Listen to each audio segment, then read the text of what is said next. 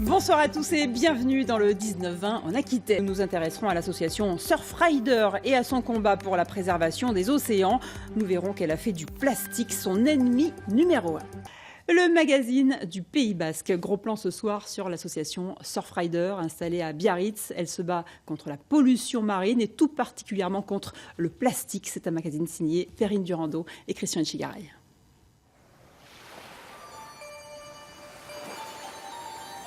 Le plastique accumulé en mer dans le monde pourrait doubler d'ici 2030. Un rapport publié par la fondation WWF est alarmant. 100 millions de tonnes polluent rivières et océans chaque année et l'été dernier, 25 tonnes de déchets flottants ont été prélevés sur la côte basque. Je propose qu'on fasse la lecture du livre ensemble. Voilà, en collaboration avec Surfrider Europe, ici à Biarritz, un jeune éditeur se lance dans la sensibilisation au respect de l'environnement auprès des tout-petits. Voilà, ouais. Depuis quelques mois, ces livres traduits en 3 langues sont distribués en Suisse, Belgique, France et Pays Basque. Ainsi, l'orque rencontre l'albatros dont la patte est coincée dans du plastique. La jeune orque se présente. « Coucou, je m'appelle Priska. Je ne vais pas te manger, c'est promis. Ta patte est vraiment bizarre, c'est étrange. J'ai déjà vu ce genre d'objet flotter près des bateaux. » Les enfants se disent il s'agit d'une bouteille en plastique, c'est un être humain qui l'a sûrement jeté. Donc ils prennent conscience que ce qu'eux peuvent jeter dans la nature peut se retrouver impactant sur les animaux. On parle ici vraiment de l'émotionnel, donc c'est ça aussi qui fait que les enfants réagissent et qui sont prêts à changer de comportement.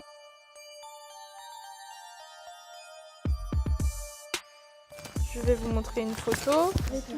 Elle s'étouffe et donc bien souvent elle meurt de ça.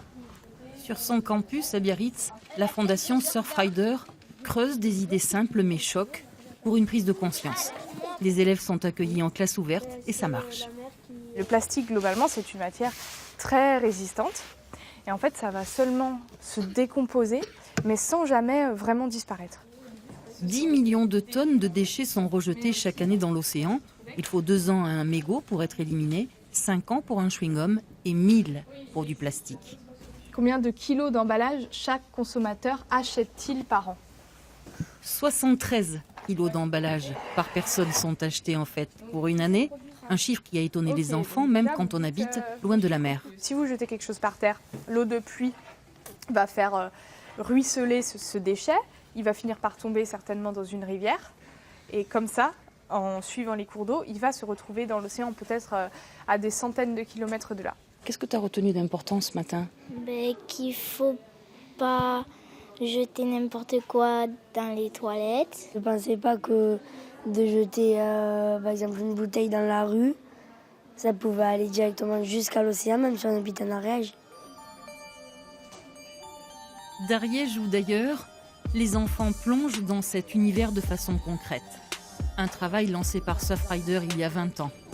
Aujourd'hui, le réseau compte une quarantaine de salariés et 36 000 personnes ont déjà été accueillies. Donc vous, votre but, quand vous serez sur la plage, ça sera de ramasser les déchets en faisant bien attention de distinguer ce qui est naturel et ce qu'il faut laisser de ce qui est artificiel des déchets qu'il faut ramasser. J'ai une question. Oui. Parce que quand on regarde là, le 7, c'est des larmes de sirène, mais ça pleure, les sirènes. Les larmes de sirène, un joli nom pour des microbilles pourtant industrielles qui s'échouent depuis quelques années sur la grève. Il faut avoir l'œil. Mais pourquoi ils perdent ça ? Ah voilà, ça y est, une en plus. Et ben parfois c'est des accidents qui arrivent et tout est déversé, mais c'est tellement petit qu'il y en a des milliers qui sont déversés dans les océans. Ces larmes de sirène, en fait, c'est des microparticules de plastique. Ça va servir notamment pour les moules, pour mouler tout ce qui est meubles dans les usines. Après la pédagogie, place à la pratique.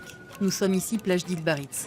Les élèves viennent constater de leurs propres yeux les quantités de déchets échoués, pas toujours recyclables. J'ai trouvé beaucoup de polystyrène. Et après, j'ai aussi trouvé des fois les tatouages de chewing-gum, des cotons-tiges. Après, j'avais trouvé des larmes de sirène. Je suis déjà allée à l'océan, mais j'ai jamais fait attention qu'il y avait autant de déchets. Et j'ai été surpris qu'il y en ait autant.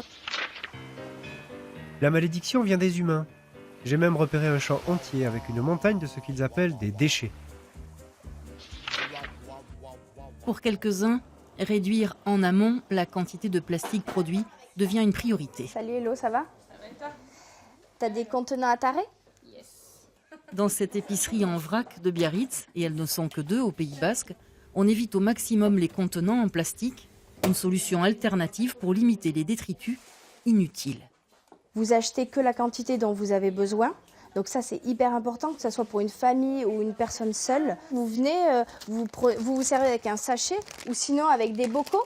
Aujourd'hui, on met à disposition des bocaux qui sont propres et gratuits. On les tare d'abord et ensuite, vous allez payer que ce qu'il y a dedans. Élodie est cliente depuis l'ouverture, il y a 1 an à peine. Cette jeune femme tente dans un premier temps d'utiliser le moins possible d'emballage et dans une société consumériste, le zéro déchet est un niveau difficile à atteindre. Petit à petit, on a réduit vraiment de beaucoup. C'est devenu une habitude. Je vais chez le poissonnier avec mon petit Tupperware. Voilà, il fait la tare, il met le poisson dedans et c'est pas compliqué. Ça évite lui qu'il achète de l'emballage pour rien et moi que je jette un détritus qui sera utilisé qu'une seule fois. Ne plus utiliser son produit qu'une seule fois. Une coopérative a saisi ce marché de niche.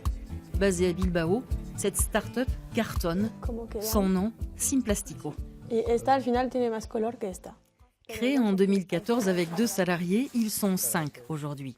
La spécialité, imaginer et mettre au point des produits réutilisables.